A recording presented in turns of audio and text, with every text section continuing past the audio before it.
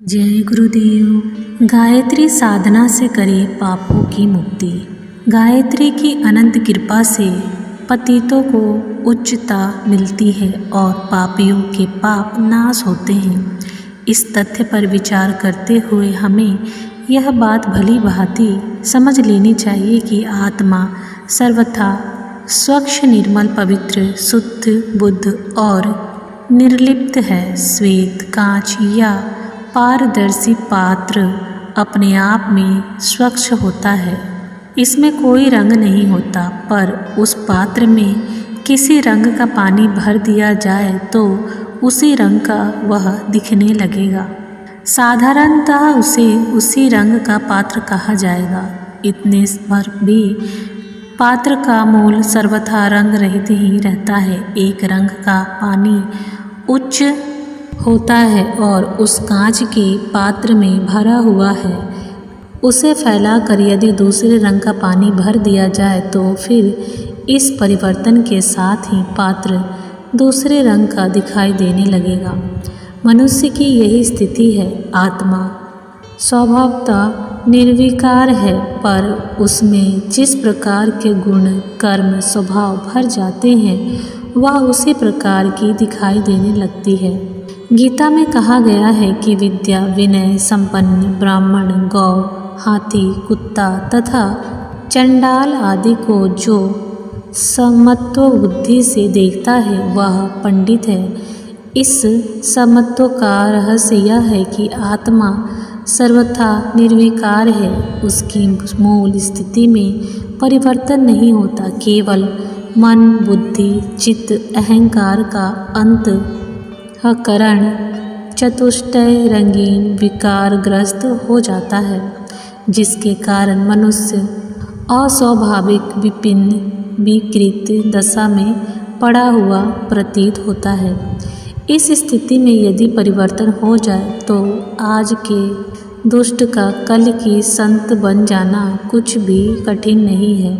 इतिहास बताता है कि एक चंडाल कुलोत्पत्र भयंकर तस्कार बदलकर महर्षि वाल्मीकि हो गया। जीवन भर वैश्यावृत्ति करने वाली गायिका आंतरिक परिवर्तन के कारण परम साध्वी देवियों को प्राप्त होने वाली परम गति की अधिकारिणी हुई। कसाई का पेशा करते हुए जिंदगी गुजार देने वाला अजामिल और सदन परम भागवत कहलाए। इस प्रकार अनेकों नीच काम करने वाले उच्चता को प्राप्त हुए हैं और हीन कुलोत्पत्रों को उच्च वर्ग की प्रतिष्ठा मिली है। रैदास, चमार, कबीर, जुलाहे, रामानुज, शूद्र, षट्कोपचार्य, खटिक, तिरुवल्लुवर अंतःजर्वण में उत्पन्न हुए थे, पर उनकी स्थिति अनेकों ब्राह्मणों से ऊंची थी। विश्वामित्र क्षत्रिय से ब्राह्मण बने थे। जहाँ पतित स्थान से ऊपर चढ़ने के उदाहरणों से इतिहास भरा पड़ा है, वहाँ उच्च स्थिति के लोगों के पतित होने के भी उदाहरण कम नहीं है। पुलसित के उत्तम ब्रह्म कुल में उत्पन्न हुआ चारों वेदों का महापंडित रावण मनुष्यता से भी पतित होकर राक्षस कहलाया। खोटा अन्न खाने से द्रोण और भीष्म जैसे ज्ञानी पुरुष अन्यायी कौरवों के समर्थ हो गए। विश्वामित्र ने क्रोध में आकर वशिष्ठ जी के निर्देशों बालकों को हत्या कर डाली, जो कि निर्दोष थे। व्यास ने धीवर की कुमारी कन्या से वह विचार करके सनातन उत्पन्न की, जो कि उनकी संतान है। विश्वामित्र ने वेश्या पर आसक्त होकर उसे लंबे समय तक अपने पास रखा। चंद्रमा जैसे देवता गुरु माता के साथ कुमार्गगामी बना।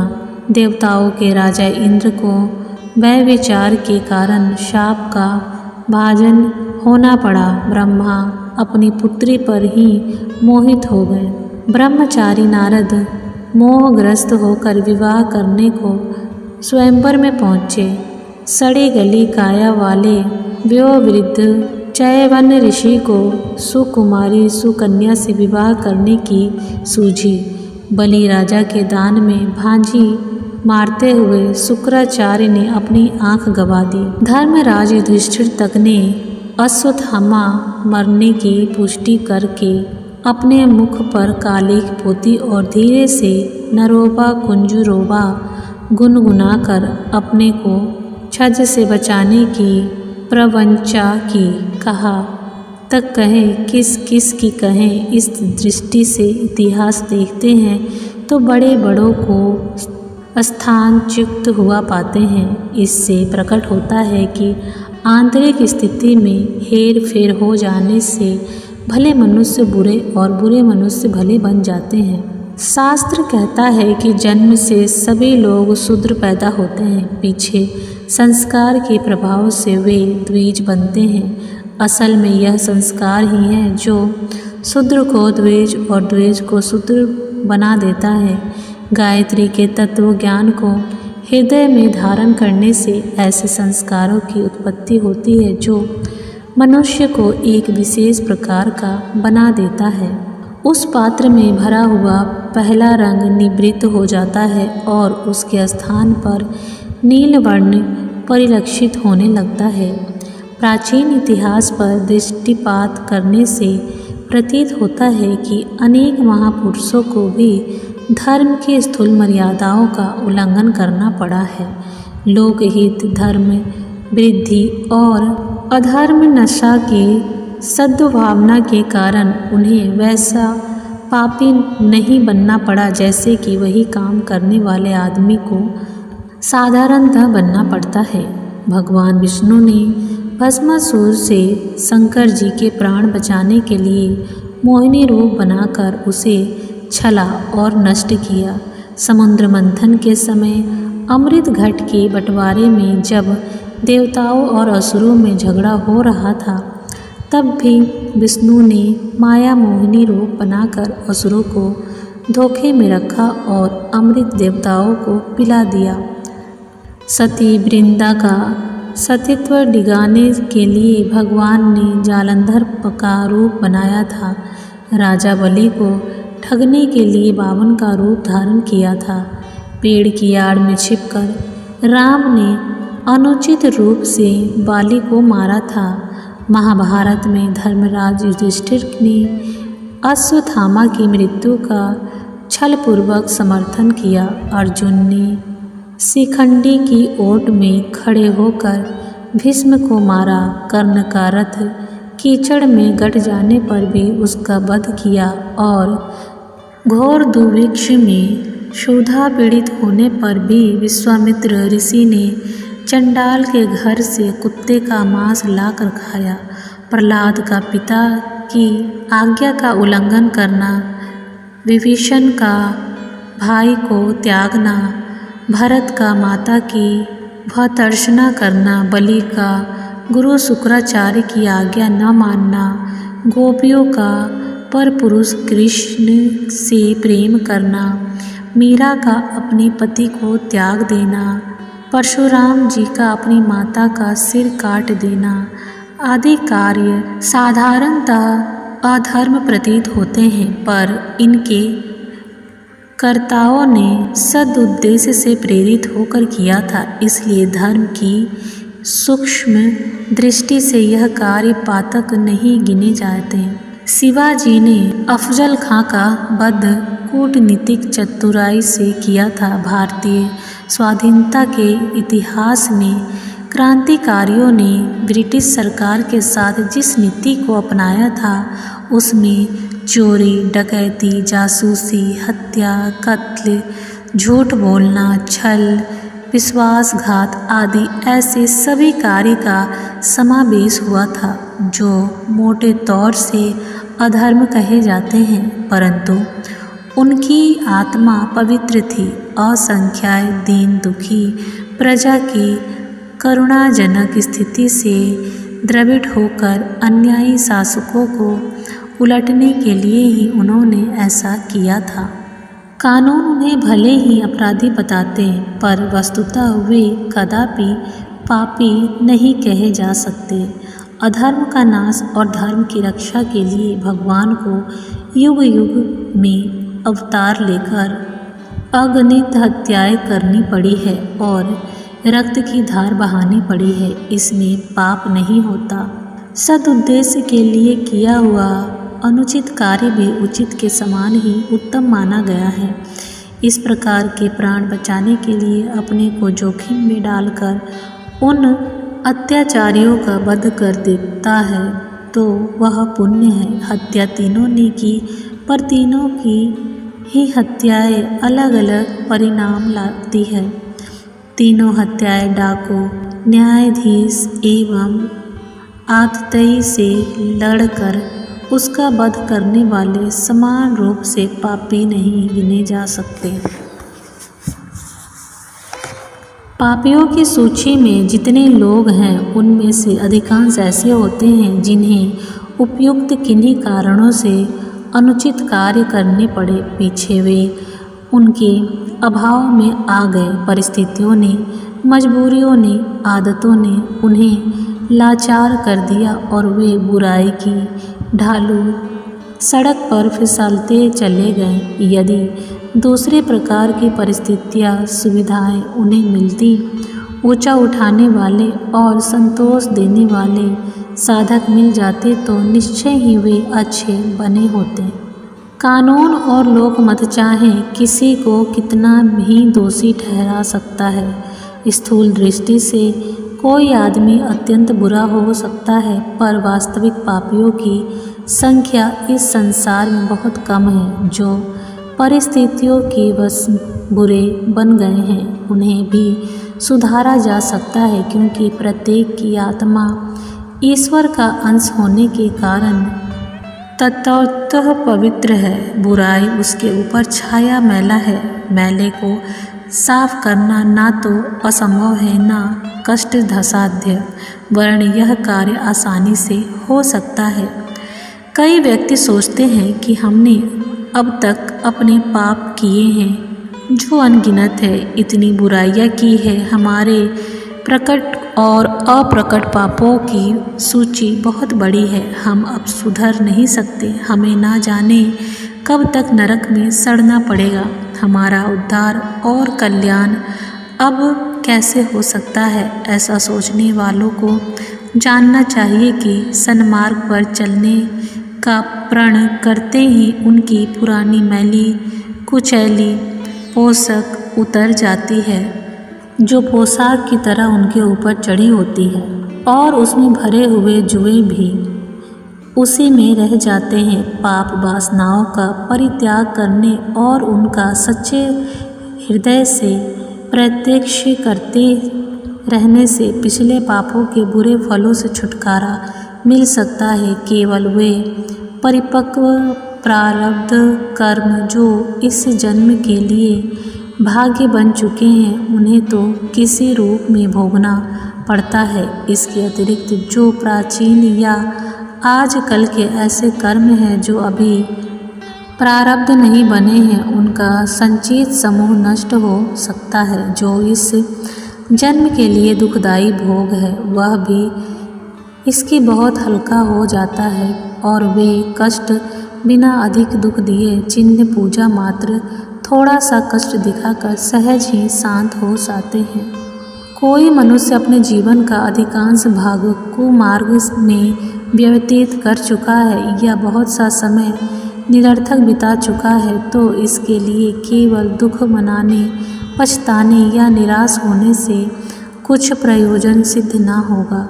जीवन का जो भाग शेष रहा है वह भी कम महत्वपूर्ण नहीं। राजा परीक्षित को मृत्यु से पूर्व 1 सप्ताह आत्मा तथा आत्म कल्याण को मिला था। उन्होंने इस छोटे से समय का सदुपयोग किया और अभीष्ट लाभ प्राप्त कर लिया।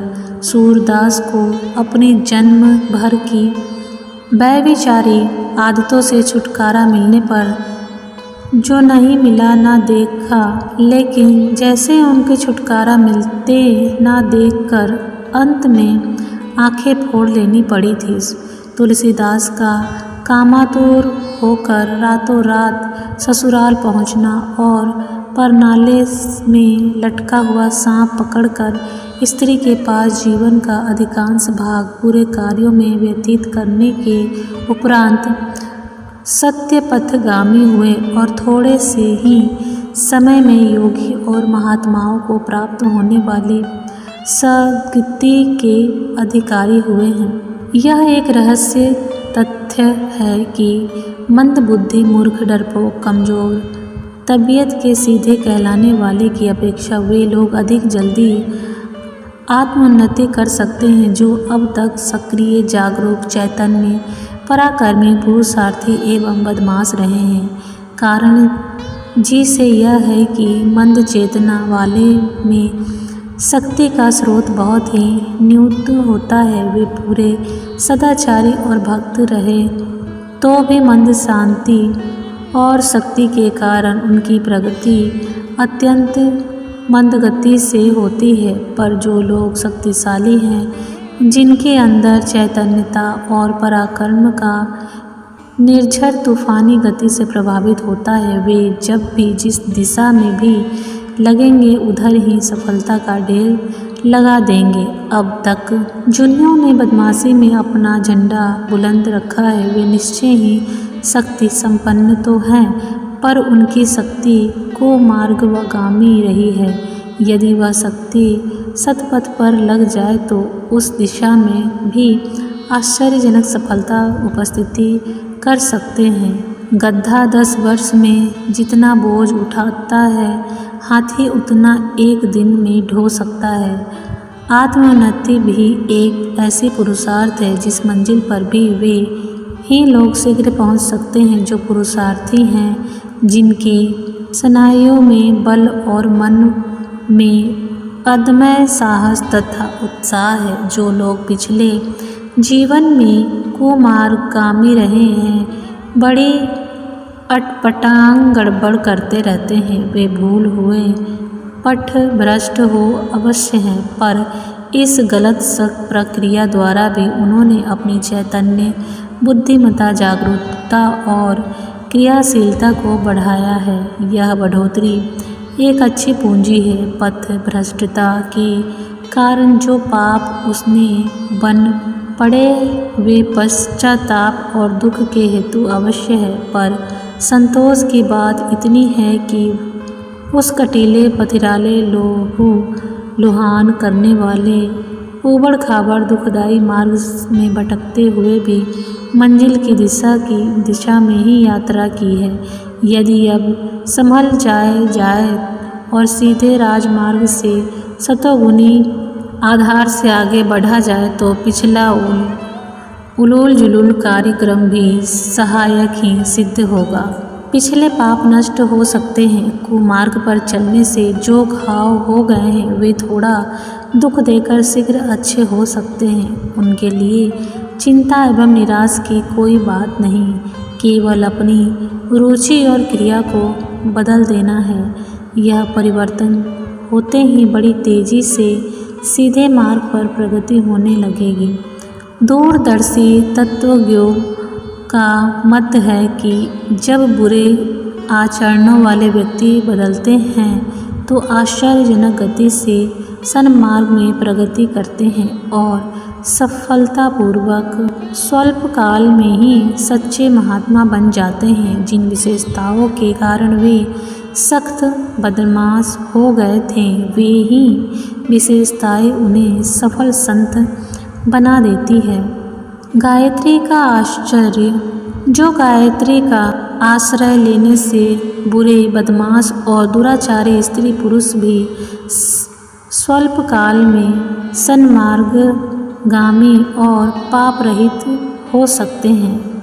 तो इस प्रकार हम गायत्री साधना से अपनी पाप मुक्ति पा सकते हैं।